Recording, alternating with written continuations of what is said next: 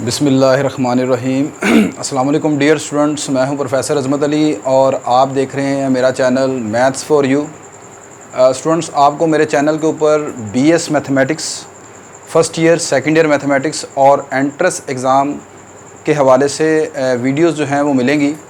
आज मैं दोबारा आपके पास हाज़िर खिदमत हूँ एक नए कोर्स के साथ, और हमारा जो कोर्स है बड़ा इंटरेस्टिंग कोर्स है आज का, और वो है जी नंबर थ्योरी। ठीक है, आपकी डिफरेंट यूनिवर्सिटीज़ में ये कोर्स लाजमी पढ़ाया जाता है। तो आज के लेक्चर से हम जो नंबर थ्योरी है इसका बाकायदा आगाज़ करते हैं। तो इसमें सबसे पहले जो आपका चैप्टर नंबर 1 है, इसमें हम नंबर थ्योरी से जो रिलेटेड बेसिक्स कॉन्सेप्ट हैं उनके मुतालिक यहाँ पर हम डिस्कशन करेंगे। ये बेसिक कॉन्सेप्ट्स आप अपनी अर्लियर क्लासेस में स्कूल लेवल में 8th तक जो आपने मैथमेटिक्स पढ़ा होता है, ठीक है, वही सारी चीज़ें हैं यहाँ पर दोबारा हमने रिवाइज़ करनी है। ये हमारा बेसिक कॉन्सेप्ट्स होगा, इसको फिर हम स्टेप बाय स्टेप जो है वो आगे लेके जाएंगे। तो चलें शुरू करते हैं चैप्टर नंबर 1 से, जिसका नाम मैंने रखा है यहाँ पर बेसिक्स ऑफ नंबर थ्योरी। ठीक है,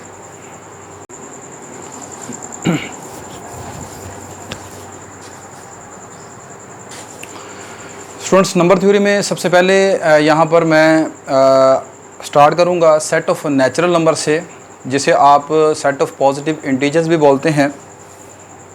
तो सेट ऑफ नेचुरल नंबर जो आपका है, जिसे आप n से नोट करते हैं, आप जानते हैं इसमें जो नंबर होते हैं आपके स्टार्ट होते हैं 1 से 2, 3, 4 अप टू 7। ये सेट नंबर थ्योरी में यहाँ पर जो बड़ी अहमियत यहाँ पर इसकी इंपॉर्टेंस है, इसी से फिर आगे हम यहाँ पर आगे चलते हैं। अब यहाँ पर इसके 2 सबसेट्स हैं जिनको आप इवन इंटीजर्स और ऑड इंटीजर्स से जानते हैं। इवन इंटीजर्स यहाँ पर आप जानते हैं सेट ऑफ इवन इंटीजर्स को आप ई से डिनोट करते हैं। इसमें वो तमाम नंबर शामिल हैं जो कि 2 के ऊपर डिवाइड हो जाते हैं, 2, 4, 6, 8 अप टू 7। इसके बाद इसी n का दूसरा सबसेट, जिसे आप सेट ऑफ ऑड इंटीजर्स बोलते हैं, और वो आपके पास है 1, 3, 5 अप टू 7। यहाँ पर बेटा जो आपने इम्पोर्टेंट चीज़ याद रखनी है वो ये है कि ये जो सेट ऑफ नेचुरल नंबर है, इसे आप सेट ऑफ पॉजिटिव इंटीजर्स भी बोलते हैं। अब अगर ये आपके पॉजिटिव इंटीजर्स हैं और n और ई और ओ, यानी set of even integers and odd integers जो हैं इसके सबसेट हैं, तो इसमें जो भी तमाम नंबर्स आएंगे वो आपके पास पॉजिटिव होने चाहिए। मिसाल के तौर पर ये बात करने का मकसद ये है कि सम टाइम आपके जहन में आता है कि क्या जी -2, -4, -6 क्या ये भी आपके पास इवन इंटीजर्स में आएंगे? नहीं जी, ये इवन इंटीजर्स नहीं आएंगे। इवन इंटीजर्स की डेफिनेशन इस तरह की गई है कि वो आपके पास होने चाहिए पहले पॉजिटिव, और वो डिवाइड होने चाहिए 2 के ऊपर। ठीक है, तो ये 2 के ऊपर डिवाइड तो ज़रूर होते हैं, लेकिन ये आपके पास चूँकि पॉजिटिव नहीं है, लिहाजा इन्हें आप इवन इंटीजर्स नहीं बोल सकते। ठीक है, even integers and odd integers both are positive and subsets of set of natural number n। ठीक है, इसके बाद यहाँ पर तीसरा सेट आप जो कि नंबर थ्योरी में बड़ी ही इम्पोर्टेंस रखता है, वो आपके पास है जी set of prime numbers. Set of prime numbers,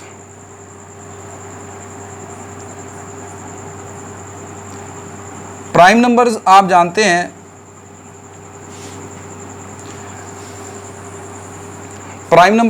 हैं ऐसे नंबर्स को कहते हैं जिनके सिर्फ 2 डिस्टिंक्ट फैक्टर होते हैं। ठीक है, एक तो वो नंबर खुद अपने ऊपर डिवाइड हो रहा होता है, या फिर वो 1 के ऊपर डिवाइड हो रहा होता है। हर वो नंबर जिसके 2 डिस्टिंक्ट फैक्टर हैं, एक वो नंबर खुद अपने ऊपर डिवाइड हो या फिर वो सिर्फ 1 के ऊपर डिवाइड हो, तो उस नंबर को आप कहते हैं प्राइम नंबर। ठीक है, अब ये जो आपका प्राइम नंबर है ये भी आपके पास नेचुरल नंबर का सबसेट है। ठीक है, prime number is also subset of natural numbers. ठीक है, तो आप जानते हैं इसे हम डिनोट करेंगे यहाँ पर p से। तो आपका जो पहला प्राइम नंबर है वो स्टार्ट होगा 2 से, फिर 3, फिर 5, फिर 7, 11 अप टू 7। ये तमाम नंबर्स आपके पास क्या कहलाते हैं? प्राइम नंबर्स कहलाते हैं। ठीक है, यहाँ पर ये भी आपका जो सेट ऑफ प्राइम नंबर है ये भी आपके पास set of natural number n का सबसेट है। बात क्लियर हो गई। अच्छा, अब यहाँ पर जो आप गौर करें कि जो 1 है ये 1 प्राइम नंबर नहीं है, ठीक है।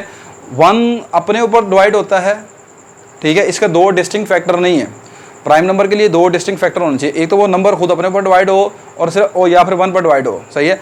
तो 1 हैज़ ओनली 1 डिवाइज़र, एक का सिर्फ जो नंबर 1 है इसका सिर्फ एक ही डिवाइज़र है और वो 1 है, ठीक है। इसका दूसरा डिस्टिंक्ट फैक्टर नहीं है, इसलिए 1 को आप प्राइम नंबर में नहीं लेते। क्लियर हो गई बात कि नहीं। उसके बाद अगली बात सुन लें, यहाँ पर जो आपके ये प्राइम नंबर हैं ये तमाम के तमाम ऑड हैं, मास वाई एक नंबर है वो आपका 2 है। 2 is only 1 number that is prime and also even number, ठीक है। बाकी जितने भी आपके पास नंबर आएंगे वो प्राइम नंबर आएंगे वो तमाम के तमाम ऑड होंगे। यानी एक नंबर आपके पास लिखा हो और आपने ये पहचानना है कि ये प्राइम है या नहीं है, तो पहली कंडीशन ये बस आपने जो मोटी मोटी चीज़ है वो याद रखनी है कि वो ऑड होना चाहिए। अगर वो ऑड नहीं है तो फिर इवन नंबर जो है वो एक ही है और वो 2 है जो प्राइम है, सही है। अब अगली बात सुन लें, अगली जो इंपॉर्टेंट चीज़ है वो आपके पास होती है set of composite numbers. Composite number कौन से होते हैं? सेट ऑफ कंपोजिट नंबर्स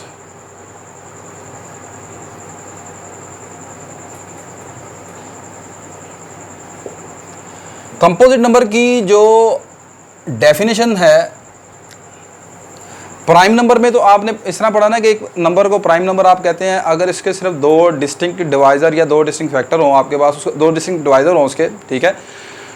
जो कंपोजिट नंबर है, अगर किसी नंबर के 2 से ज़्यादा डिवाइज़र आपको मिले, ठीक है, तो फिर आपके पास वो जो नंबर है वो कहलाता है कंपोजिट नंबर, सही है।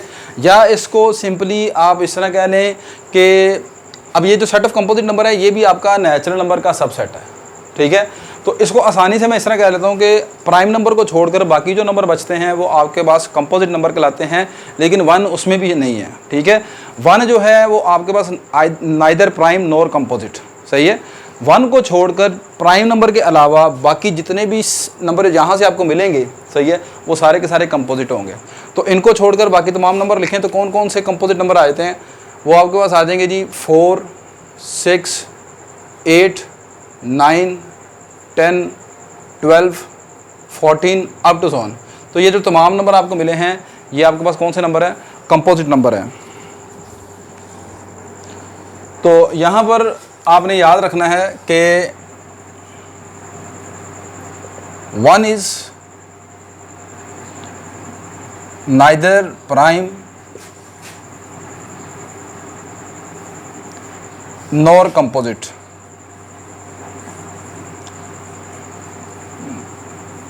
नंबर,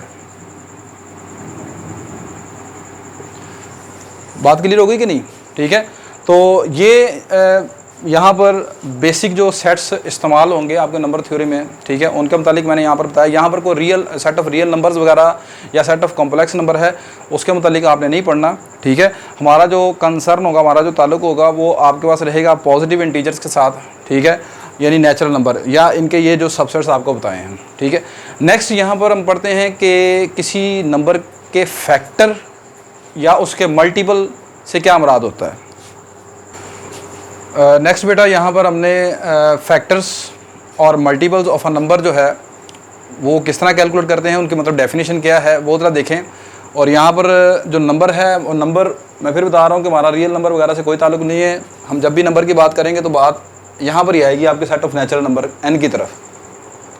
अच्छा, फैक्टर और मल्टीपल की डेफिनेशन समझने से पहले मैं आपको छोटी सी एग्जांपल देता हूँ, बेसिक एग्जांपल जो आप छोटी क्लासेस में करते आ रहे हैं। मिसाल के तौर पर मैं आपको कहता हूँ कि आपने 10 को डिवाइड करना है 2 के ऊपर लॉन्ग डिवीजन से, तो आप कैसे करते हैं? आप लिखते हैं जी 2 5 10, बाकी आपके पास क्या आ गया 0। तो अब आप 10 को ऐसे लिख सकते हो 10 is equal to 2 multiply by 5। अब ये जो आपने लिखा है 10 को 2 मल्टीप्लाई बाय 5, तो ये जो 2 और 5 है ये दोनों क्या हैं? ये 10 के फैक्टर हैं, ठीक है, ये 10 के क्या है? फैक्टर है। तो फैक्टर की डेफिनेशन फिर क्या हो गई? A number b is called factor of positive integer b a। A number b is called factor of a, चलिए लिख लें पॉजिटिव इंटीजर अंडरस्टूड है कि वो पॉजिटिव इंटीजर ए की बात हो रही है। A number B is called factor of A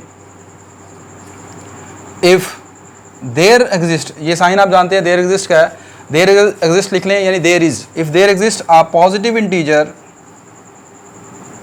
there exist a positive integer m such that, एक नंबर बी को आप एक नंबर ए का फैक्टर बोलते हैं कि अगर आपके पास एक पॉजिटिव इंटीजर m आपको इस तरह का मिले कि आप a को इस तरह लिख लो, a equal to B time m, ठीक है। अब इस एग्जांपल में अगर आप गौर करें तो इस एग्जांपल में आपके पास यहाँ पर जो 10 है वो a है, ठीक है। यहाँ पर जो आपका 2 है वो यहाँ पर b का रोल अदा कर रहा है, और ये जो 5 है ये आपका m है यहाँ पर, ठीक है। या फिर आप इसको ऐसे भी कह सकते हैं कि आपका जो b है अगर वो 5 है तो आपका m जो होगा वो क्या होगा, 2 हो जाएगा, ठीक है। तो ये कॉन्सेप्ट आपका फैक्टर का हो गया, सही है। फैक्टर के बाद अब फैक्टर में अगली चीज़ जो आपने देखनी है वो यहाँ पर मैं चले बता देता हूँ आपको। एक नंबर जो आप इस नंबर का फैक्टर होगा वो कभी भी इस नंबर से ग्रेटर नहीं हो सकता। मतलब ये 2 और 5 अगर 10 के फैक्टर हैं, फैक्टर किसे कहते हैं, पार्ट को, पीस को उसके, ठीक है। अगर 2 और 5 10 के फैक्टर हैं तो ये दोनों नंबर कभी 10 से ग्रेटर नहीं हो सकते, और आपके सामने यही बात है कि ग्रेटर नहीं है वो, सही है। दूसरी बात, ये दोनों नंबर इस नंबर को लाजमी डिवाइड करेंगे, 2 और 5 लाजमी इसको डिवाइड करेंगे अगर ये इसके फैक्टर हैं, सही है। अगर आप कहते हैं कि ये जो नंबर b है ये a का फैक्टर है तो b को चाहिए कि वो लाजमी a को डिवाइड करे, सही है, अदरवाइज वो उसका फैक्टर नहीं कहलाएगा। तो इस डेफिनेशन को सिंपली आप इस तरह भी कह सकते हैं कि एक नंबर b जो है वो a का फैक्टर है अगर b a को डिवाइड करता है। ये आसान सी डेफिनेशन होगी आपकी। अगली चीज़, मल्टीपल से क्या मुराद होता है, किसी नंबर के मल्टीपल से क्या मुराद है। अब मल्टीपल्स की डेफिनेशन समझने के लिए आप यहाँ पर फिर एक एग्जांपल से देखें। मैं आपको कहता हूँ फाइंड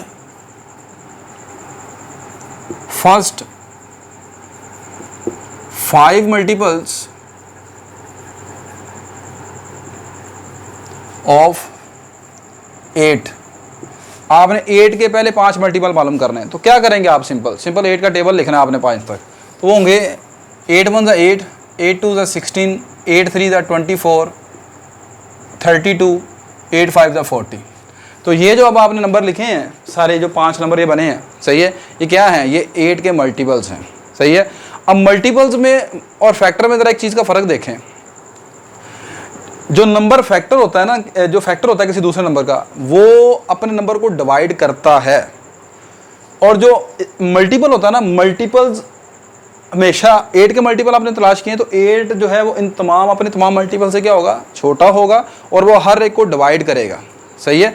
मल्टीपल के केस में आप जिस नंबर के मल्टीपल मालूम कर रहे हैं वो अपने तमाम आने वाले नंबरों को डिवाइड करेंगे, और फैक्टर के केस में क्या होता है, जो आप फैक्टर आपने बनाए हैं वो उस नंबर के, जिस नंबर के फैक्टर बनाए उसको डिवाइड करता है, सही है। अब डेफिनेशन को आप इस तरह लिख सकते हो, for a number A its factors are its multiples are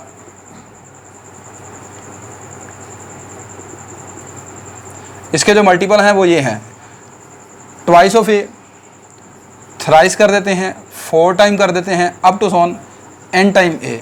these numbers are called multiples of A, ठीक है। तो ये आपने पढ़ लिया कि किसी नंबर के फैक्टर से और मल्टीपल से क्या मुराद होता है। ले बेटा जी, नेक्स्ट यहाँ पर अब हमारा टॉपिक है टेस्ट ऑफ डिविजिबिलिटी का। आप एक नंबर को लॉन्ग डिवीजन से डिवाइड करते हैं। एक नंबर को चेक करना है आपने कि क्या वो दूसरा जो नंबर आपको गिवन है उस पर डिवाइड होता है या नहीं होता। तो एक तरीकाकार होता है, आप लॉन्ग डिवीजन से उसे डिवाइड करते हैं, लेकिन ये जो मेथड है ये काफ़ी मुश्किल होता है, डिफ़िकल्ट है। यहाँ पर हमारे पास कुछ टेस्ट, कुछ रूल्स जो हैं वो अवेलेबल हैं, जिसकी मदद से आपको नंबर को मुकम्मल डिवाइड नहीं करने की ज़रूरत लॉन्ग डिवीजन से।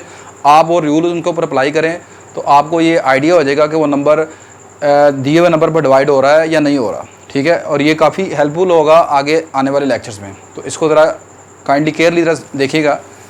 पहले हम यहाँ पर डिविजिबिलिटी शुरू करते हैं 2 से। 4 2 डिविजिबिलिटी फॉर 2। एक नंबर 2 के ऊपर डिवाइड होगा अगर वो नंबर इवन है, सिंपल सी बात है, ठीक है।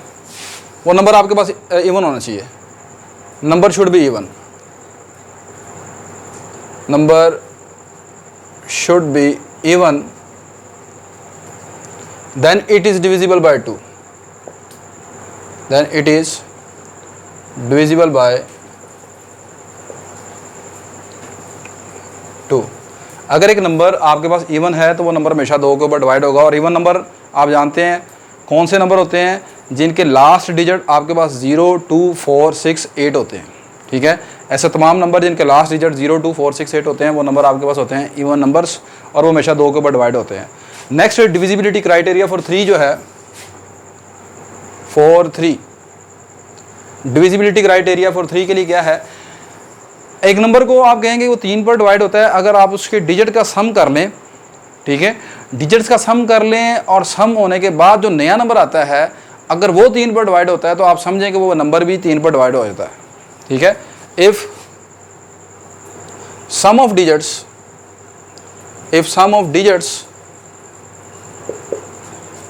is divisible by 3,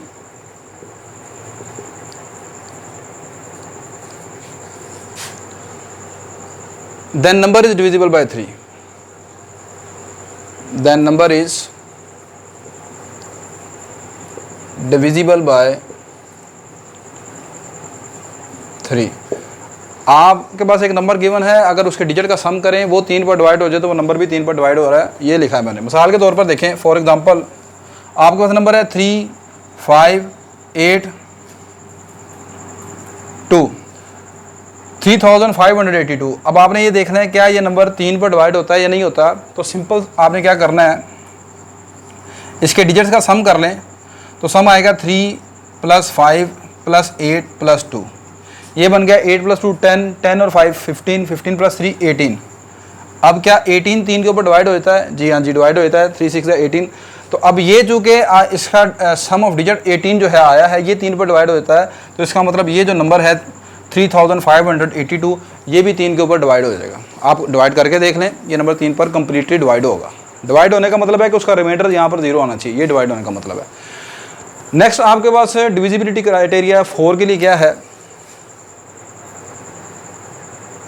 divisibility criteria for number 4, एक नंबर को आप कहते हैं कि वो 4 पर डिवाइड हो जाता है अगर उसके लास्ट 2 डिजिट 4 पर डिवाइड हो जाते हैं। अगर किसी नंबर के लास्ट 2 डिजिट 4 के टेबल में आ रहे हैं तो वो नंबर पूरा 4 के ऊपर डिवाइड हो जाएगा। If it's last 2 digits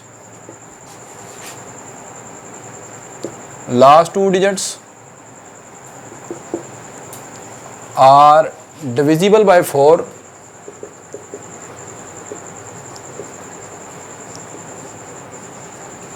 then number is divisible by 4, ठीक है।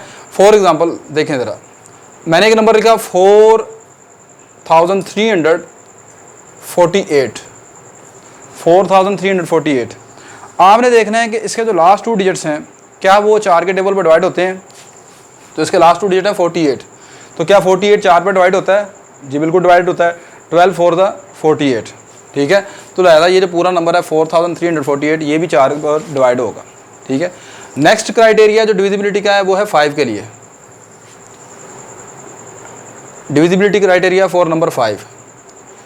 एक नंबर 5 के ऊपर डिवाइड हो जाएगा अगर उसके लास्ट डिजिट या 0 हो या 5 हो, सिंपल सी बात है। अगर किसी नंबर के आखिरी डिजिट या तो 0 हो या 5 हो तो फिर वो नंबर पूरे का पूरा 5 पर डिवाइड हो जाता है। लास्ट डिजिट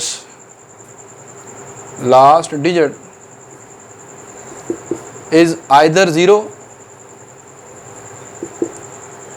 और 5। अगर किसी नंबर का आखिरी जो डिजिट है वो या 0 हो या 5 हो तो वो नंबर पूरा 5 पर डिवाइड हो जाता है। मिसाल के तौर पर सिंपल सी एग्जांपल है, ये 50 है तो 50 5 पर डिवाइड होता है, 5 10 50, इसके एंड में क्या है? 0 है। आपका नंबर लिखा हुआ है 980, इसका आखिरी नंबर 0 है, ये पूरा नंबर 5 पर डिवाइड होगा। आप इसको डिवाइड करके देख सकते हैं, 980, 5 1 5, 48, 5 9 45, 3 और 5 6 30। तो आंसर आया 196, पूरा पूरा डिवाइड हो गया। इसका मतलब है कि ये नंबर 5 पर डिवाइड हो रहा है, ठीक है। नेक्स्ट यहाँ पर डिविजिबिलिटी क्राइटेरिया फॉर 6 के लिए क्या है? डिविजिबिलिटी क्राइटेरिया फॉर नंबर 6, एक नंबर 6 पर डिवाइड होता है कब? अगर वो 2 पर भी डिवाइड हो रहा हो और 3 पर भी डिवाइड हो रहा हो, ठीक है। 6 पर डिवाइड होने का मतलब है वो नंबर 2 पर भी डिवाइड हो और 3 पर भी डिवाइड हो। नंबर शुड बी डिविजिबल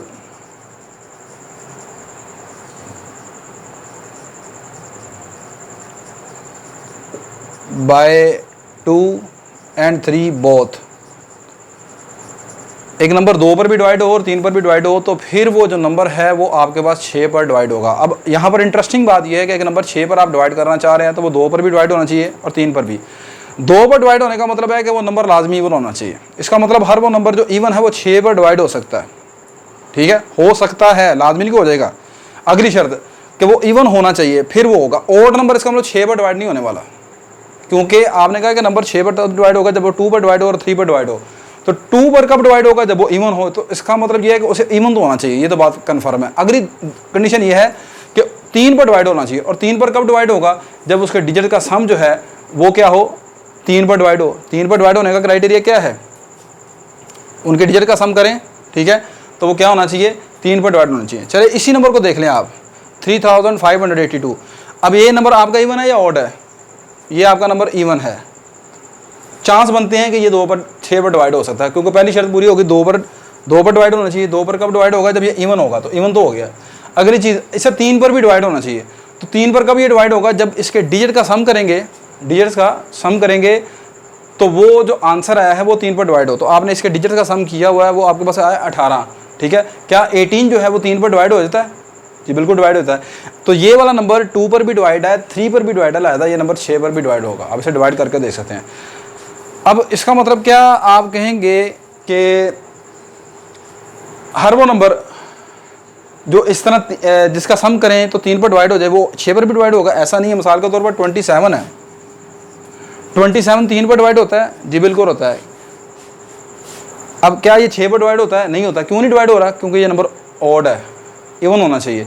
6 पर डिवाइड होने के लिए पहली शर्त यह है कि वो इवन होना चाहिए, ठीक है। और फिर अगली शर्त यह है कि उसके डिजिट का सम करें तो वो 3 पर डिवाइड होना चाहिए, सही है। तो फिर वो नंबर 6 पर डिवाइड होगा। नेक्स्ट डिविजिबिलिटी क्राइटेरिया फॉर 7 के लिए क्या है? नेक्स्ट बेटा ये यहाँ पर डिविजिबिलिटी क्राइटेरिया फॉर 7 के लिए क्या है, इसको मैं यहाँ पर एक एग्जांपल से समझाने की कोशिश करता हूँ आपको। मेरे पास एक नंबर है, मिसाल के तौर पर 798। आपने चेक करना है कि क्या ये नंबर 7 पर डिवाइड होता है कि नहीं होता। तो इसका तरीकाकार ये है कि सबसे पहले ये 2 स्टेप में होगा।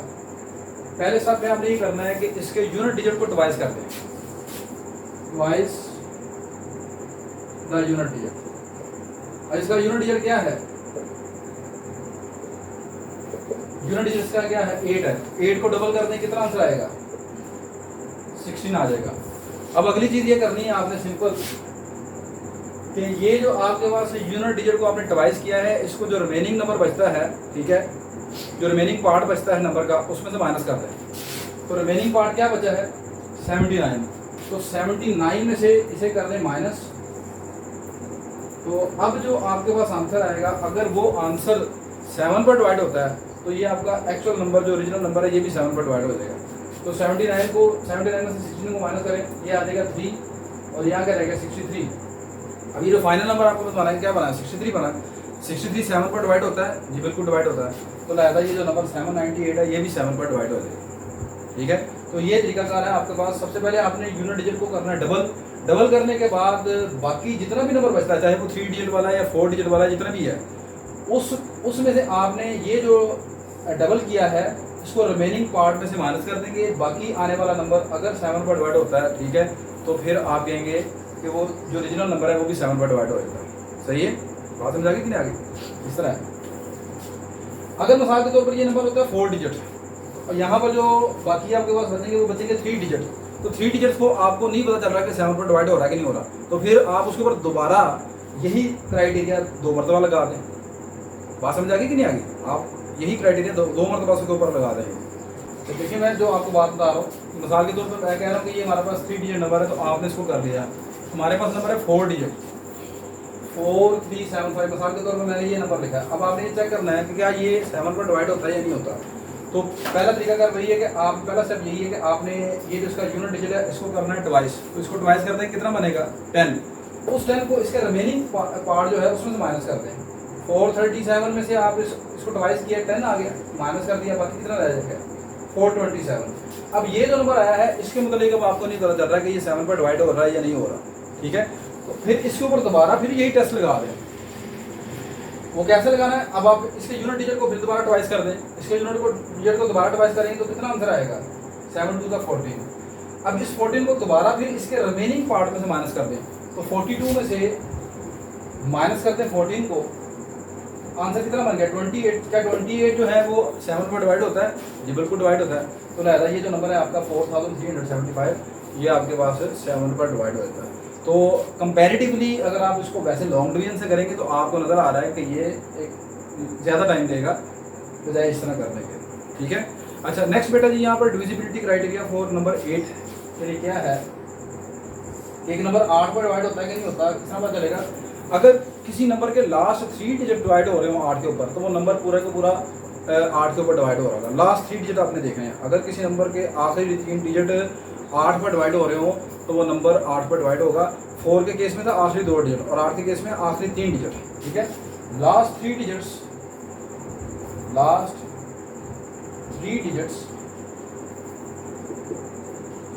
Should be divisible by 8। अगर किसी नंबर के आखिरी 3 डिजिट्स 8 पर डिवाइड हो तो वो नंबर 8 पर डिवाइड हो जाता है। मिसाल के तौर पर आप देखेंगे, मैंने एक नंबर लिखा 7800, चल लिख लेते हैं, सिंपल से एग्जांपल ले रहा हूँ आपको समझाने के लिए। आपने सिर्फ ये देखना है कि इसके आखिरी 3 डिजिट कितने बनते हैं। 800 है, 800 8 पर डिवाइड हो जाता है, बिल्कुल डिवाइड हो जाता है। तो लिहाजा ये पूरा 7800 जो है ये भी 8 के ऊपर डिवाइड हो जाएगा, ठीक है। नेक्स्ट बेटा आपके पास डिविजिबिलिटी क्राइटेरिया फॉर 9, नंबर 9 के लिए डिविजिबिलिटी क्राइटेरिया क्या है, ये वही है जो नंबर 3 के लिए था। यानी एक नंबर 3 पर कब डिवाइड हो रहा था, जब उसके डिजिट्स का आपने सम किया, तो वो सम करने के बाद जो आंसर है वो आंसर 3 पर डिवाइड होना चाहिए, ठीक है। तो यहाँ पर ऐसे ही है कि अगर आप उसके डिजिट का सम करें, सम करने के बाद जो आंसर आता है अगर वो 9 पर डिवाइड होता है तो वो नंबर जो है 9 पर डिवाइड होगा। सम ऑफ डिजिट्स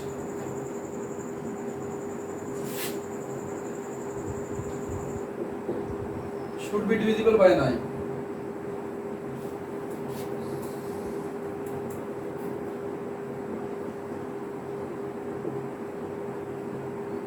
अगर किसी नंबर के डिजिट्स का सम 9 पर डिवाइड होता है तो वो नंबर 9 पर डिवाइड होगा। मिसाल के तौर पर आप देखते हैं नंबर लिखते हैं 891, आप इसके डिजिट का सम कर लें, इसके डिजिट्स का सम आएगा 8 + 9 + 1 दैट इज इक्वल टू 18। क्या 18 9 पर डिवाइड होता है? जी बिल्कुल डिवाइड होता है। तो इसका मतलब है कि ये जो नंबर 891 है ये भी 9 के ऊपर डिवाइड होता है, सही है। उसके बाद डिविजिबिलिटी क्राइटेरिया फॉर 10 के ऊपर कोई नंबर कब डिवाइड होता है, आसान सा तरीका कार है वो आप जानते हैं। अगर उसके आखिरी डिजिट जो है 0 होगा तो वो नंबर 10 के ऊपर डिवाइड हो जाएगा, ठीक है। और अब आपके पास है एक चीज़ आखिरी, divisibility criteria for 11। Divisibility criteria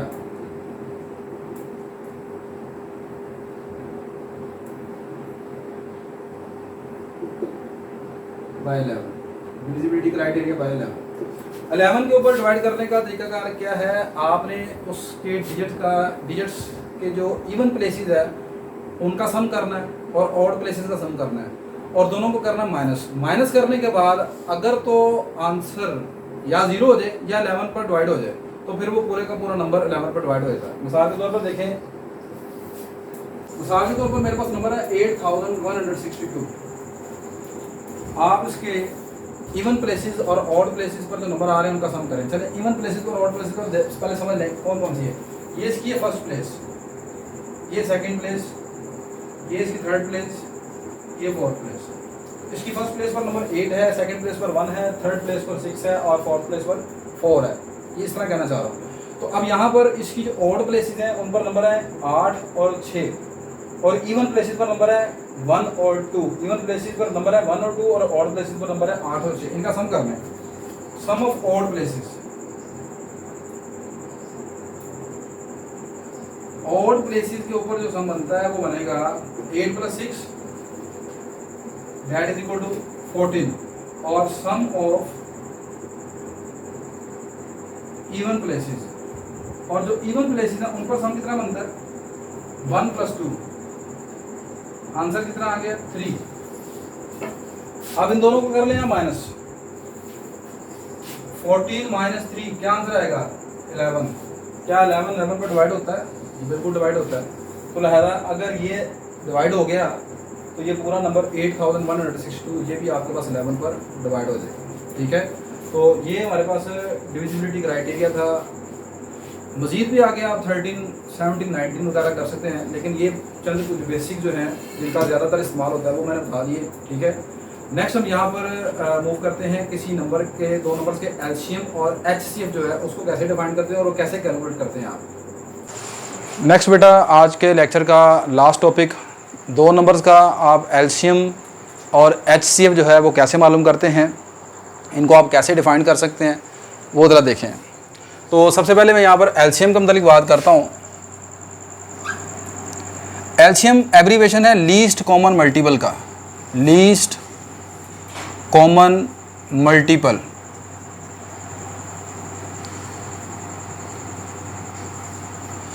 दो नंबर ए और बी का एलसीएम एक ऐसा नंबर होता है जो दोनों के ऊपर डिवाइड हो रहा होता है। दो नंबर्स ए और बी का एलसीएम एक ऐसा नंबर हो रहा होता है जो दोनों के ऊपर डिवाइड हो रहा होता है। यानी यहाँ से ये पता चला कि एलसीएम जो है वो जिन दो नंबरों का निकाला जाएगा वो उन दोनों से ग्रेटर होगा। पहली बात तो ये होगी। ठीक है,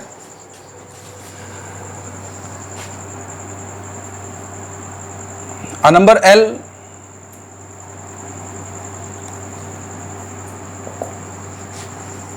is called LCM of A and B if it is divisible by both A and B, both A and B, denoted by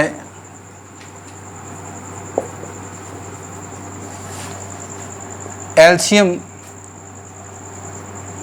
A B। तो दो नंबर्स के दरमियान उनका, दो नंबरों का एलसीएम ए और बी जो है वो ऐसा नंबर है जो दोनों के ऊपर डिवाइड हो रहा है। ठीक है, एक एग्जांपल से यहाँ पर इसको देखते हैं। मिसाल के तौर पर मैं कहता हूँ आपने एलसीएम मालूम करना है, फाइंड एलसीएम ऑफ 30 एंड 36, 30 और 36 का आपने एलसीएम मालूम करना है। तो यहाँ पर अब एलसीएम मालूम करने का क्या तरीका कार है, मैं यहाँ पर, चलें आप इसको इस तरह कर लें या दोनों की जो प्राइम फैक्टराइजेशन है उससे भी आप कर सकते हैं। तो चलें यहाँ पर 30 की प्राइम फैक्टराइजेशन बनाते हैं। ये आ जाएगा जी 2 15 30, 3 5 15, 5 1 5।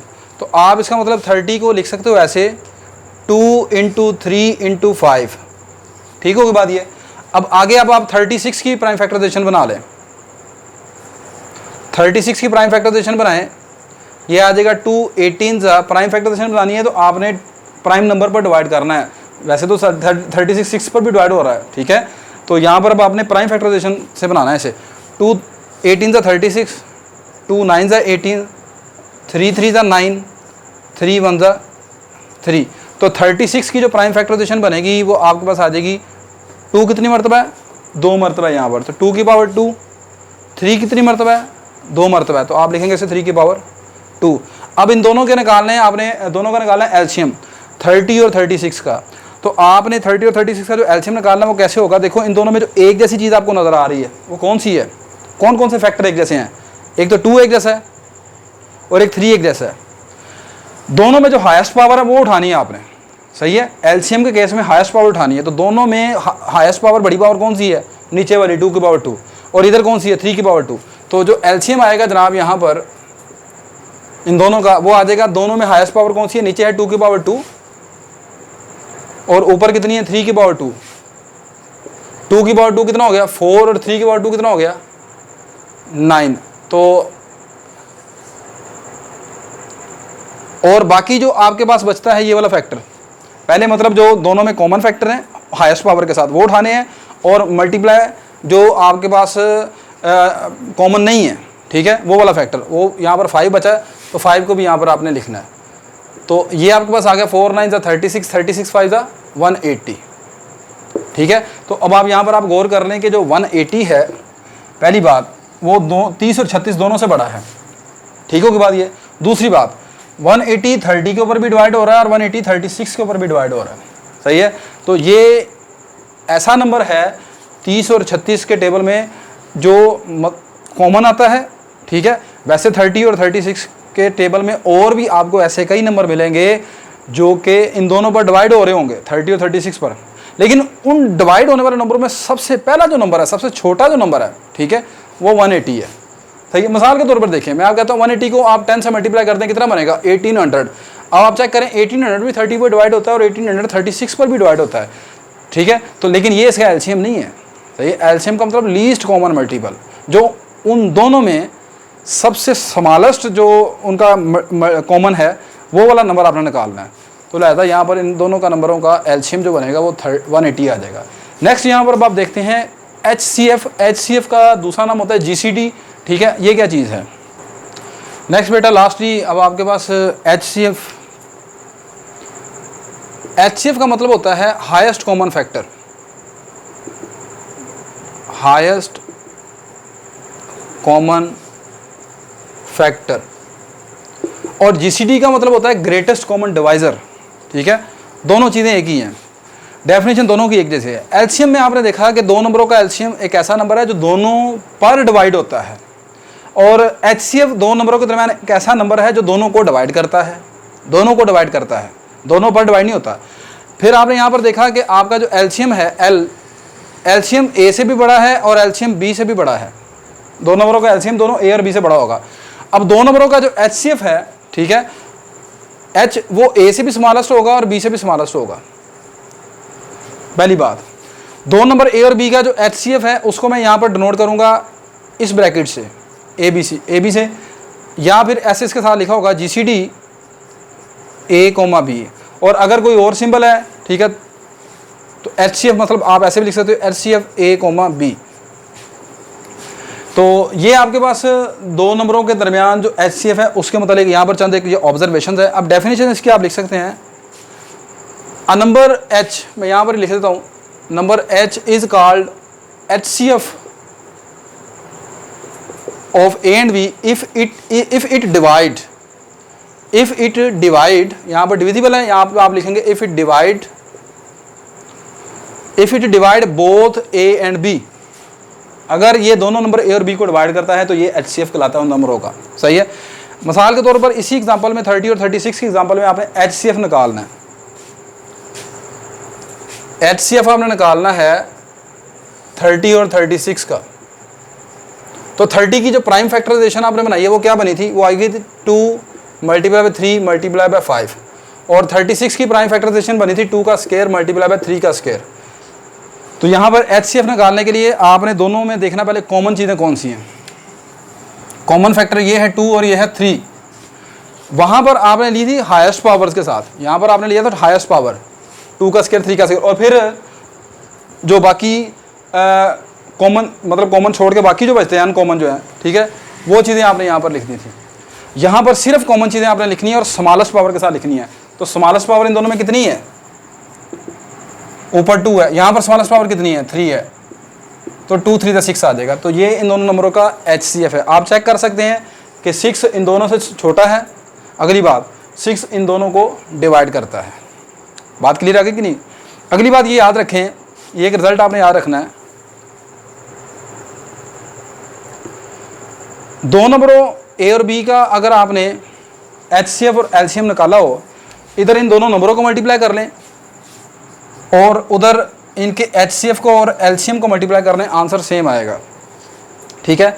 यहाँ पर देखें 30 और 36 आपके पास दो नंबर हैं, उन दोनों का मल्टीप्लाई करें, 30 और 36 को मल्टीप्लाई करें तो आंसर बनेगा आपके पास 1080। ठीक है, इन दोनों नंबर को मल्टीप्लाई कर लें तो 1080। अब इधर आप HCF और एलसीएम को मल्टीप्लाई करके देखें। HCF निकला था 6 और एलसीएम निकला है 180। 6 0 से 0 और ये आ जाएगा आपके पास 108। ठीक हो गया जी। तो आप चेक कर लें, उधर भी 1080 है, इधर भी 1080 है। तो ये रिज़ल्ट आपने याद रखना है। दो नंबर्स का अगर आपने HCF और एलसीएम निकाला है तो इधर उन दोनों को मल्टीप्लाई कर लें, इधर HCF और एलसीएम को मल्टीप्लाई कर लें, दोनों तरफ से आंसर सेम आएगा। तो स्टूडेंट्स, आज के लेक्चर में आपने चंद जो बेसिक चीज़ें थी नंबर थ्योरी के हवाले से वो सीखी। तो अगर मेरा ये लेक्चर आपके लिए हेल्पफुल है तो इस वीडियो को आप लाइक करें और शेयर भी करें और अपने बाकी दोस्तों को भी बताएं और मेरे चैनल को भी सब्सक्राइब करें। अल्लाह हाफिज़ जी। नेक्स्ट लेक्चर में मिलेंगे। अल्लाह हाफिज़।